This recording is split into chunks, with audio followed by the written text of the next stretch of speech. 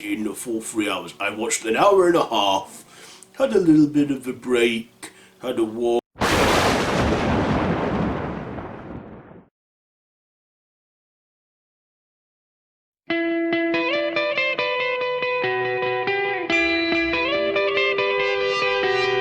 What's that coming over the hill? Is it a monster? Is it a monster? What's that coming over the hill? Is it a monster? Is it a monster?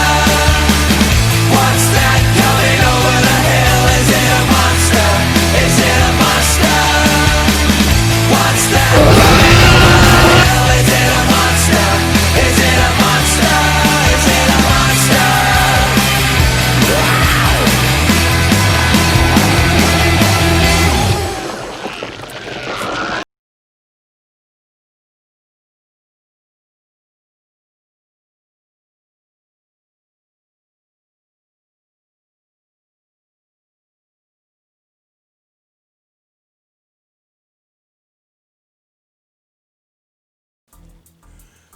Hello there YouTube, so welcome to Monster Month with me, Frankenstein. You know, Dr. Fripp's monster from Halloween in January.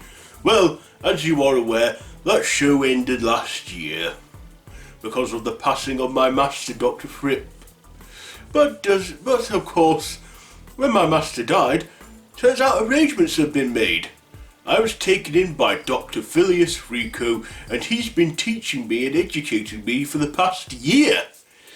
And of course, I thought when Halloween in January, my master died, and he filmed as much as he could of the last season of Halloween in January, I saw no reason for the show to go on. So, I'm here now doing another series of reviews for you people, and that is Monster Month, where I talk to you about, where I'm going to review monster movies. And I thought I would get things going by reviewing a triple helping of monster movies. So in this, I'm going to review the 3 incarnations of the movie King Kong. So, let's start with its 1933 original, shall we? Let's go. So, released on the 10th of April 1933, this is directed by Marion C. Cooper, Ernest B. Hakudasaka or something, I can't quite read. My reading is still a bit rusty. And it stars Fay Ray, Robert Armstrong and Bruce Cabot.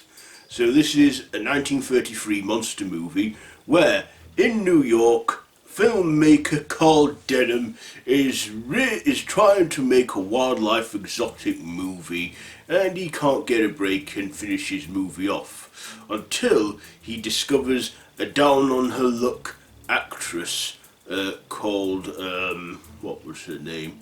Called Andaro. And she, is broke but manages to catch a break when Denham wants her to come on the ship to help him finish his movie. And of course they end up sailing on a boat and find themselves on a mysterious island that has not been discovered called Skull Island, where this evil tribe worship this creature named Kong as their god. And he then takes her away and is touched by her beauty. And of course the crew and the men all go out to save her, but along the way there they also take Kong away from Skull Island and take him to New York, where he breaks out of his restraints after being used as a show monkey, and then he goes on a rampage around New York before having a big face-off with the planes on the top of the Empire State Building. And of course it was that movie that made the building famous.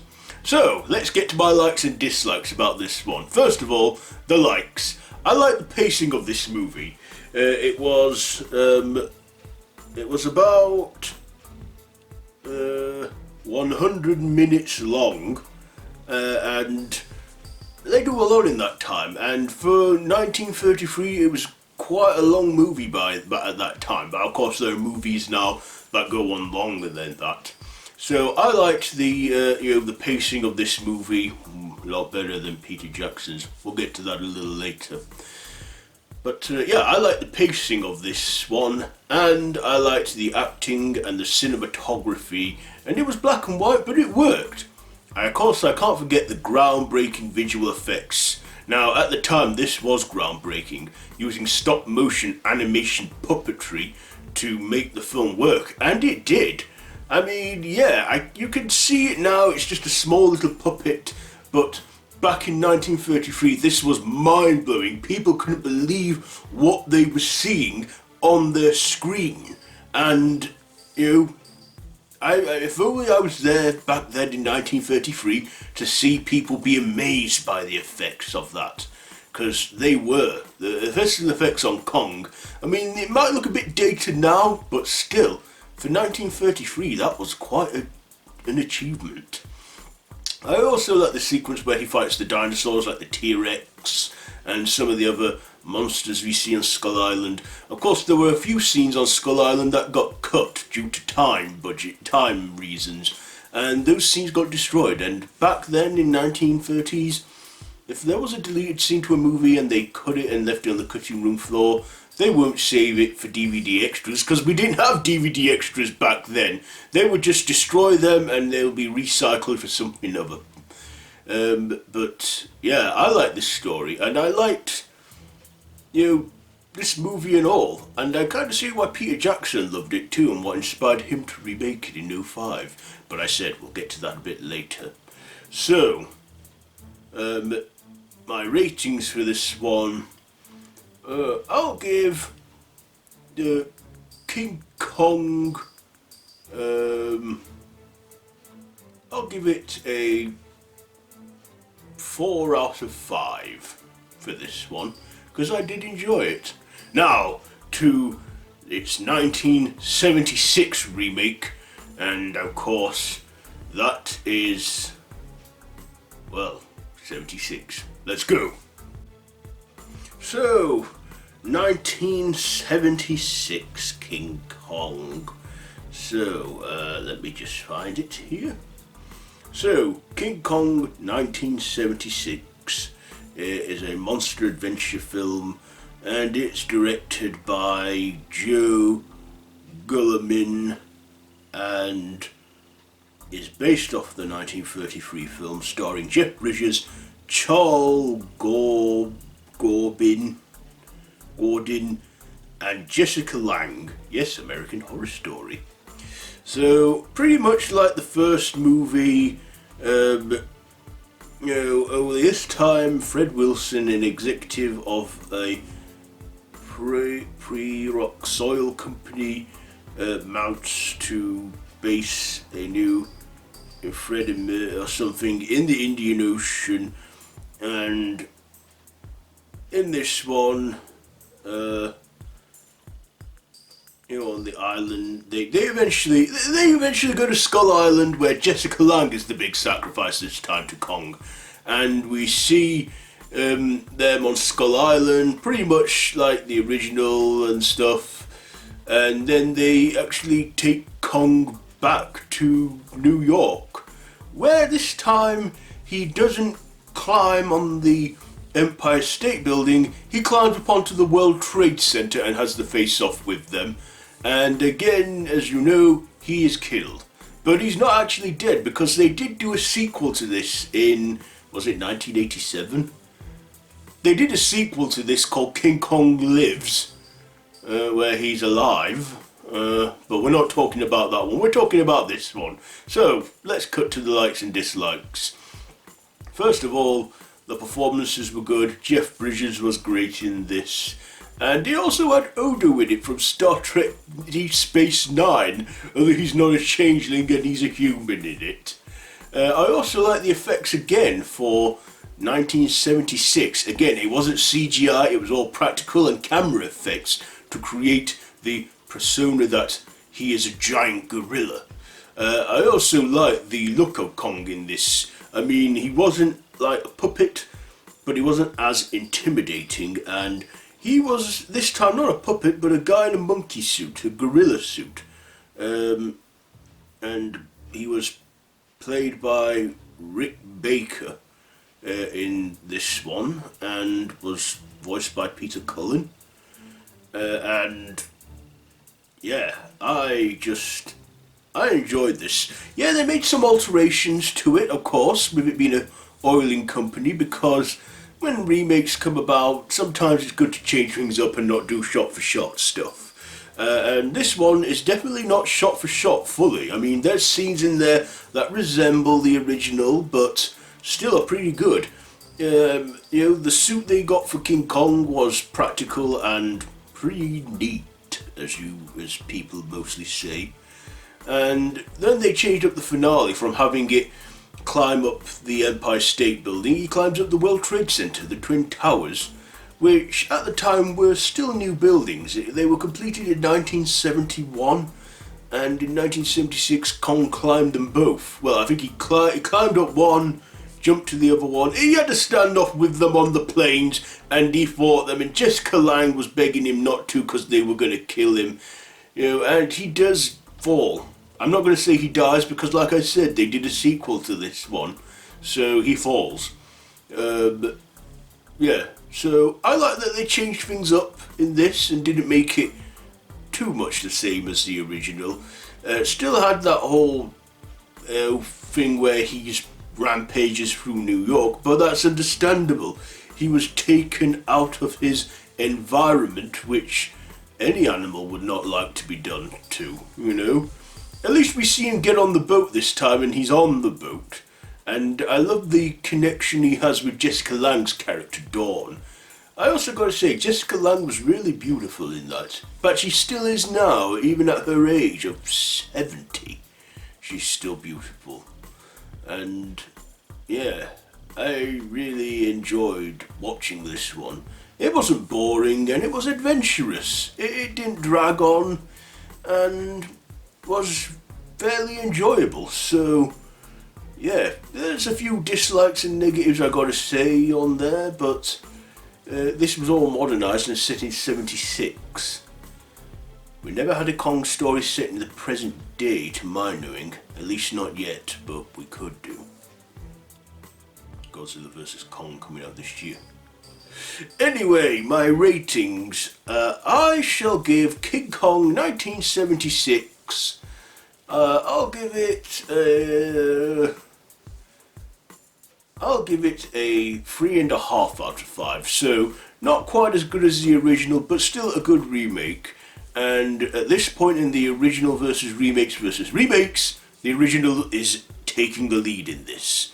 Now we go to a third and final review of this original versus remake review with King Kong 2005. Let's go!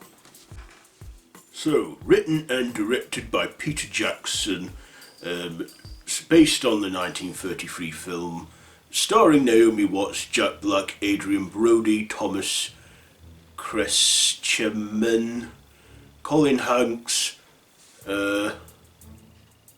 Jamie Bell, excuse me a moment, Jamie Bell and Andy Serkis. Yeah, and it has Tom Hanks' son in it too, Colin Hanks. I wouldn't have known that. Okay, so yeah, and it stars Andy Serkis. So this is pretty much the same rehash as the 1933 original, only modernised. So it's 1933 New York. Jack Black plays Carl Denham, who's making a movie, and he finds a down-on-her-luck actress, Anne Dorrow, and gets her to be in his movie that he's trying to finish, And then they end up sailing on a boat and heading into Skull Island, where, again, Naomi Watts' character is being sacrificed to Kong. Kong takes her, is moved by her, yada yada yada, has a rampage, climbs up the Empire State Building, has a whole fight with the planes and dies. And of course, I forgot to mention earlier that this movie, well, it's because of this movie the Empire State Building was famous. The building was completed in 1932, and people didn't really pay much attention to it till King Kong climbed up it, and that's what made it a landmark. Okay, that was a little fact for you there. So let's get on to my likes and dislikes about this one. First of all, the effects are pretty good. I like the effects they use for this. Obviously, Andy Serkis is a good friend of Peter Jackson's because he played Gollum in his Lord of the Rings trilogy and The Hobbit. Andy Serkis, he was great as Kong with the visuals on the motion capture suit. He captured it brilliantly, and I do like the finished results of the giant gorilla, Kong. I also like the scene where he's fighting 3 T-Rexes and protecting Naomi Watts. Now, that is an amazing sequence, and I found very rewatchable, and is one of the best scenes of the film, where he beats the shit out of them T-Rexes and kills them. No, the way he brutally beats them up is just fantastic and spectacular. I also like the visuals for the giant insect scenes where they were being attacked by the giant insects, which was a deleted scene in the original that Peter Jackson brought to life again with his CG. Andy Serkis played 2 roles in this. He played King Kong and then the cook on board the ship. I also like the set and the visuals for Skull Island, and the cast was pretty good. And the story was okay, even though it was a rehash and predictable and you knew what was going to happen. It was still good to see it updated into the 21st century. Now here come the dislikes, because I do have a lot to dislike on this one. The pacing of this film is just slow. The film's 3 hours long, how long exactly? 187 minutes, or 200 minutes, the extended cut.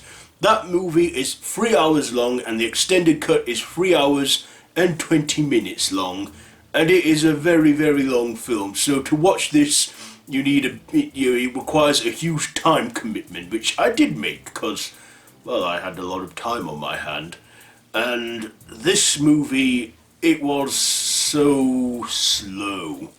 Now, the first chunk of the film, it's a drama. We see Naomi Harris' character and Jack Black's character. Then we see them go to Skull Island. We don't even see Kong until an hour into the film.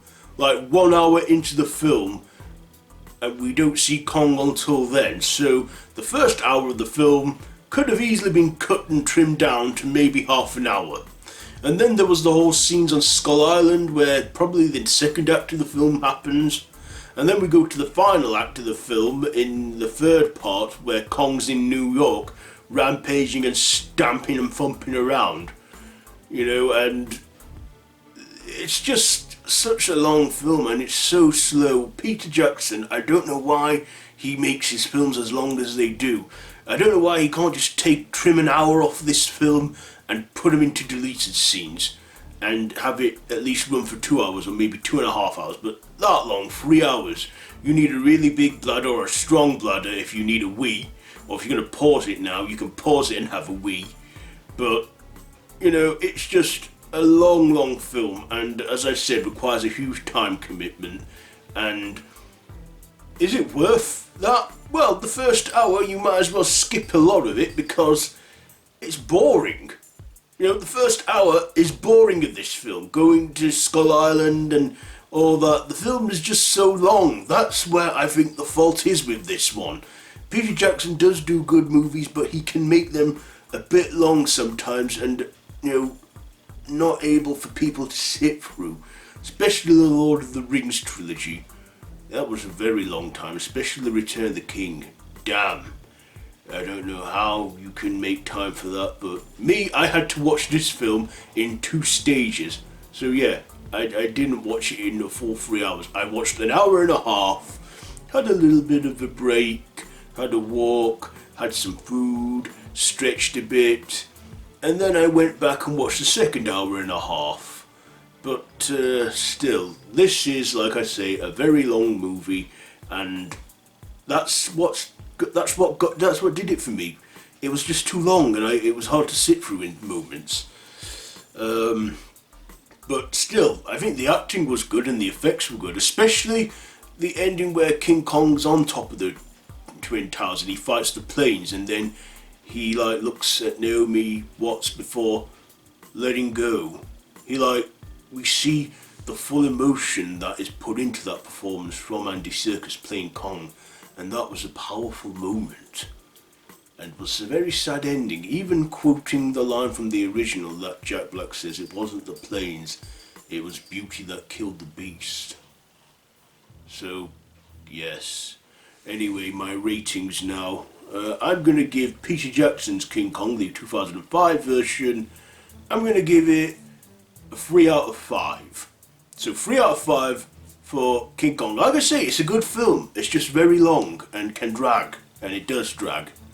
So there we are, my original versus remakes. So, with that being said, the original has the highest rating from me, so I crown the 1933 original the winner of this originals versus remake review. So, that's it for this video. So, I hope you've all made the time commitment to watch this triple helping review from me, Stein. I'll be back Friday with another episode of Monster Month, where from that on it will be every Friday throughout January to get rid of those January blues. I hope everyone's having a great start to the new year so far. I know 2020 wasn't easy in this dimension for some people, but for a lot of people, but yeah. Anyway, till next time, if you like this video, how would you rate these films? Would you, do you like the original, do you like the remakes? Let me know down in the comments below. If you like this video, be sure to give it a big thumbs up, share it with your friends. Feel free to subscribe to the channel if you haven't already. I've been your host, Stein, and until next time, don't have nightmares.